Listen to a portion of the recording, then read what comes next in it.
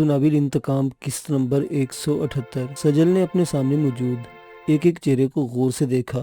ماں باپ نیلی اور نیلی کی گود میں موجود اس کے اکلوتا لخت جگر اعظم شاہ۔ سب کے چہروں سے پھسلتی اس کی نظریں اعظم کے چہرے پر پڑی تو جم سی گئی۔ اس لیے نہیں کہ وہ ان سب چہروں میں اس کو سب سے پیار تھا، مگر اس لیے کہ یہ وہی چہرہ تھا جس پر مسکراہٹ کے ساتھ ساتھ بے فکری کے رنگ پھیلے تھے۔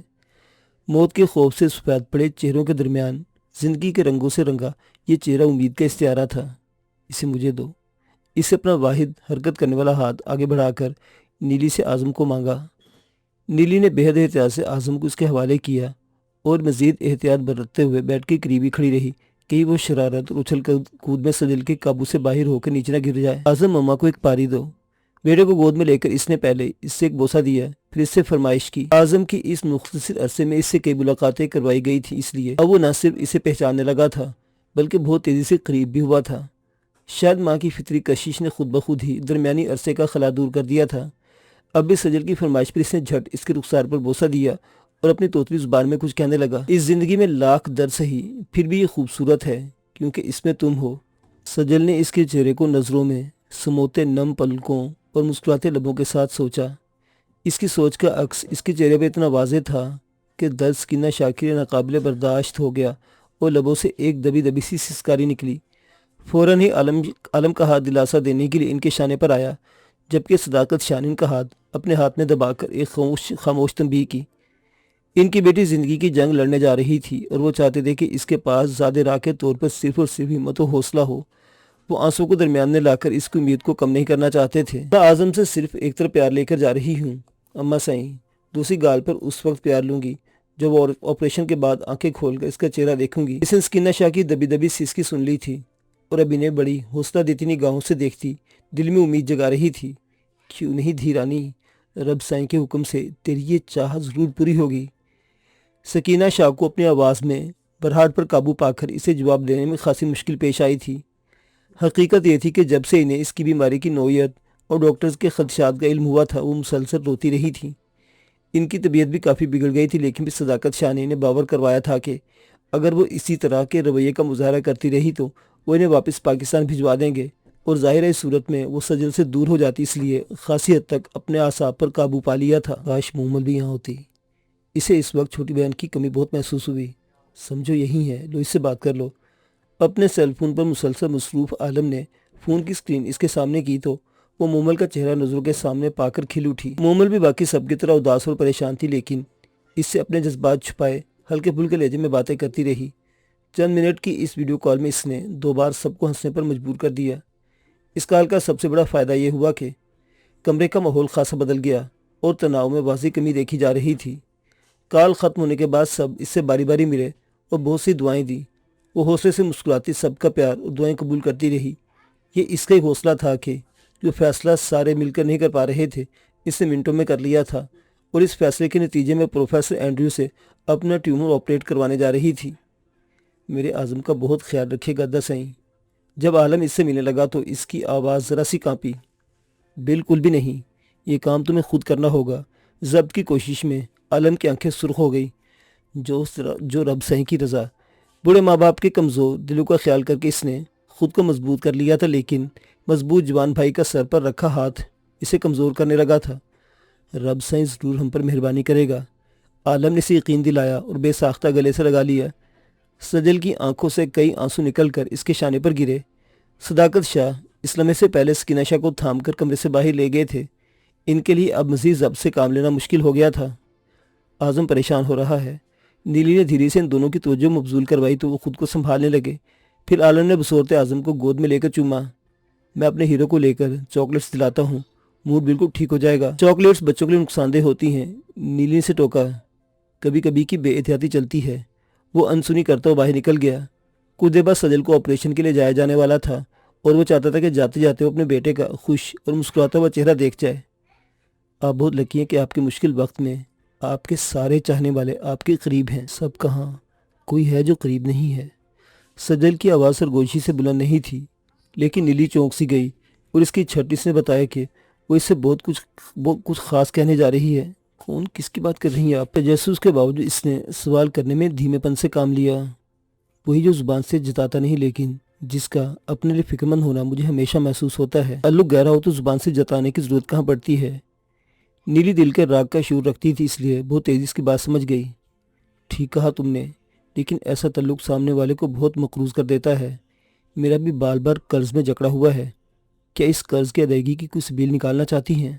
اس نے دنیا دیکھی تھی، کیسے نہ سمجھتی کہ سجل شاہ ایک ایسے موقع پر جبکہ موت اس سے چند قدموں کے فاصلے پر کھڑی تھی کچھ بوجھ اتارنا چاہتی تھی۔ یہ اس تک پہنچا دینا عازب محفوظ ہاتھوں میں ہے، لیکن ان کو بھی ایک لمبی جنگ لڑنی ہے۔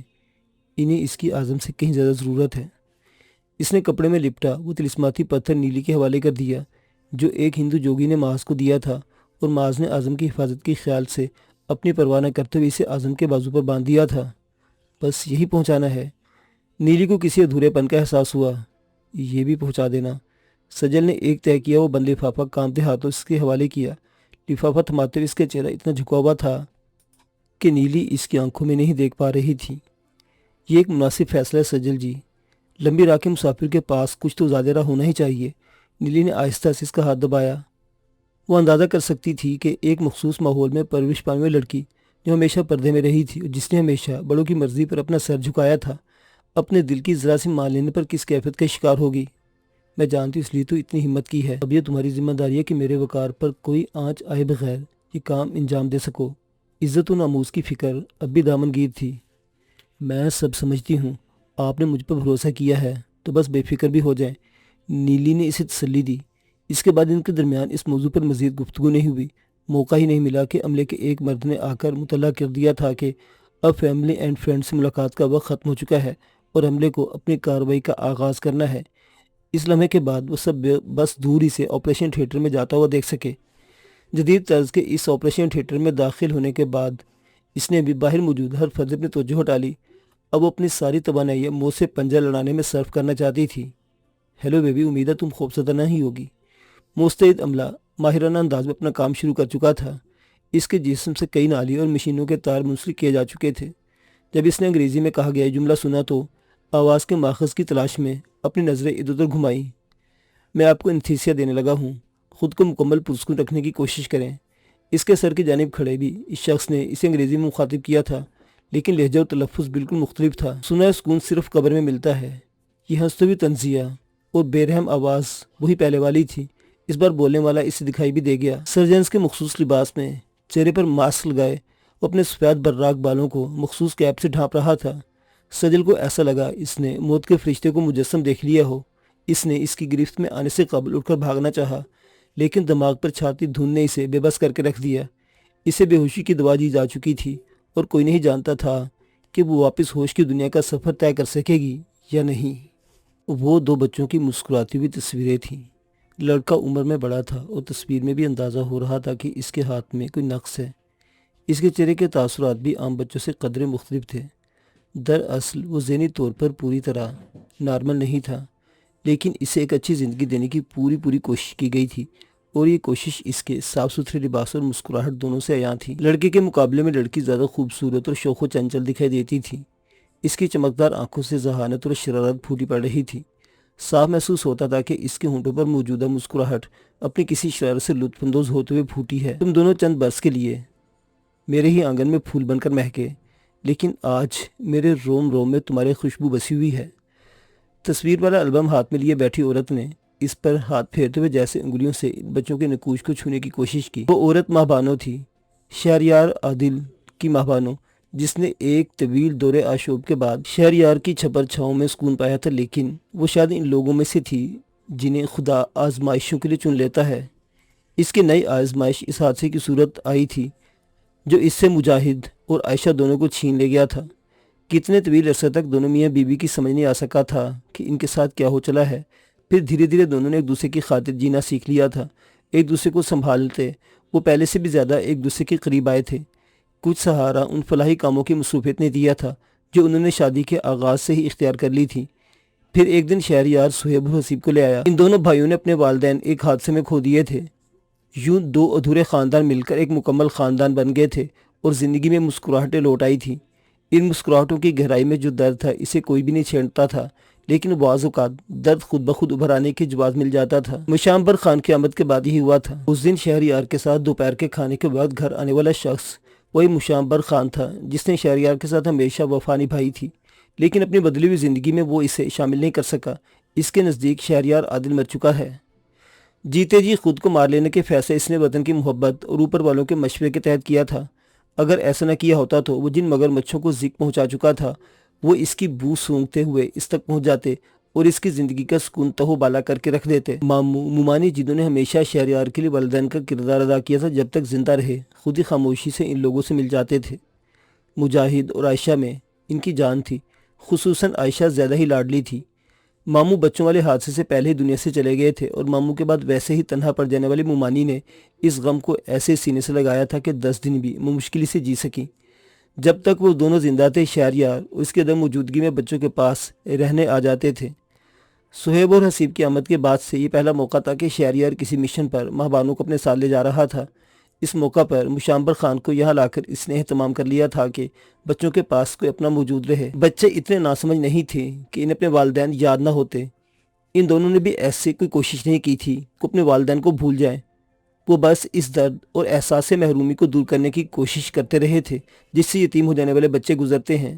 سہیب اور حسیب کی پر اعتماد نکھری ہوئی شخصیت گواہ تھی کہ وہ اپنی اس کوشش میں کامیاب رہے ہیں۔ ان کا ان بچوں سے لگاؤ کسی صورت اپنے سگے بچوں سے کم نہیں تھا، اور اب جب کہ بچوں سے نامعلوم مدت کے لیے بچھڑنے کا وقت آیا تھا تو ماہبانوں ویسے ہی پریشان اور اداس تھی جیسے کوئی بھی ماں اپنے بچوں سے دور ہونے پر ہوتی۔ اس اداسی کے زیر اثر ہی وہ آج بہت دنوں بعد مجاہد اور عائشہ کی تصویریں نکال کر بیٹھ گئی تھی۔ ہم اندر آ جائیں امی؟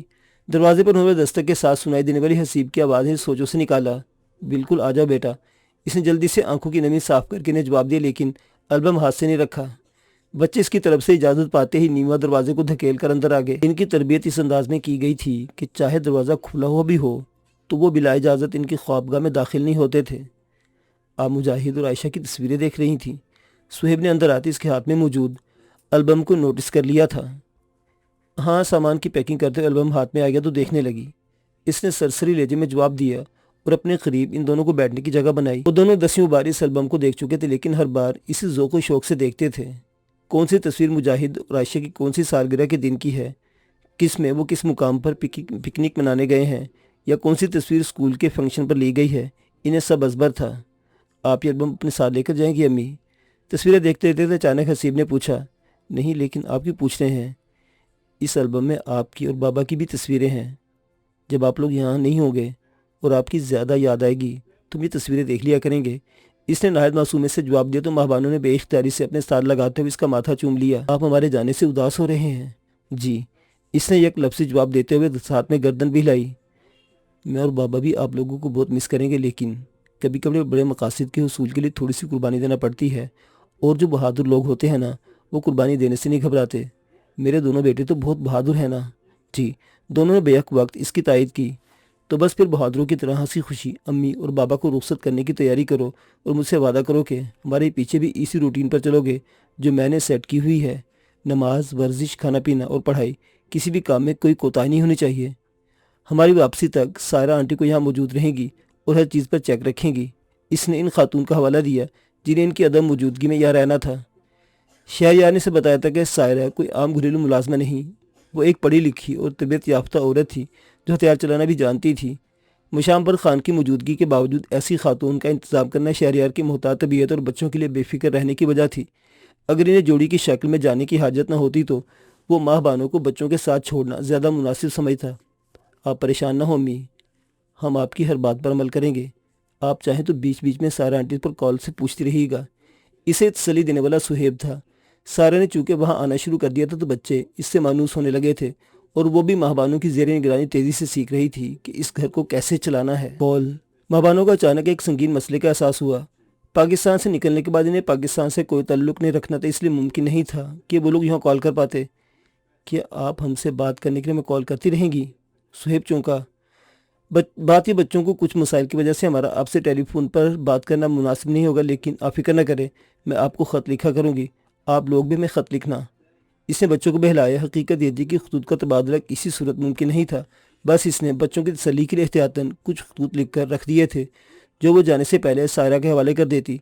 اس انتظام کو اب تھوڑا اور بڑھانا تھا۔ اسے امید تھی کہ سائرہ اس کی لکھائی کی مشق کر لے گی، اس صورت میں وہ بچوں کے لکھے گئے خطوط کا جواب بھی دے سکتی تھی۔ آپ کس سوچ میں گم ہیں امی؟ حسیب نے اسے پکارا اور اپنی جانب متوجہ کیا۔ میں سوچ رہی تھی جانے سے پہلے ہم سب مل کر کہیں پکنک پر چلتے تاکہ ایک یادگار دن گزار سکیں۔ اس نے حسیب کو پیار کرتے ہوئے ایسی بات کہی کہ بچے سب کچھ بھول بھال کے اس حوالے سے پلاننگ کرنے لگے۔ ان کی چہکاریں سنتے ہوئے اس نے بہت خاموشی سے البم بند کر کے الماری میں واپس رکھ دیا۔ جو دو چلے گئے تھے، یہ دو ان سے کم پیارے نہیں تھے، بس فرض پکار رہا تھا اور ذاتی مفاد پر قومی و اجتماعی مفاد کو ترجیح دینے کی آزمائش ان کے حصے میں آ گئی تھی۔ معزز سامعین حضرات، یہ داستان ابھی جاری ہے۔ اب آپ سے ملاقات ہوگی اس داستان میں اگلے ماہ۔ داستان سننے کا شکریہ۔